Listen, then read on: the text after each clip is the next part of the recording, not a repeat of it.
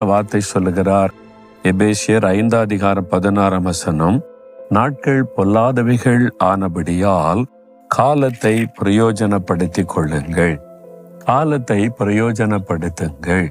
என்ன இது கடைசி காலம், கொடிய காலம். நமக்கு எல்லாருக்கும் அறிந்திருக்கிறபடி மனுஷனுடைய சுபாவம் மாறிவிட்டது, சூழ்நிலை மாறிவிட்டது. கடைசி காலம், உலகத்தின் முடிவு காலம் இப்படிதான் இருக்கும்.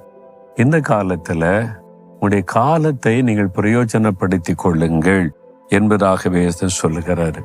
அதாவது நம்முடைய நேரத்தை வீணாக்கி விடக்கூடாது.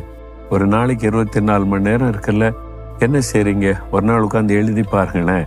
எவ்வளோ நேரம் தூங்குறீங்க, எத்தனை மணிக்கு எழும்புறீங்க, காலை எழும்பின உடனே என்ன செய்றீங்க, நீங்கள் எதுக்கு எவ்வளோ நேரத்தை ஒதுக்குறீங்க, வேலைக்கு போகிறது, பிஸ்னஸுக்கு போகிறது, படிக்கிற அந்த காலேஜ் ஸ்கூலுக்கு போகிறது, ஊழியக்காரில் இருந்தால் எவ்வளோ நேரம் ஊழியம் செய்கிறீங்க. தினமும் ஒரு 24 மணி நேரத்தை எழுதி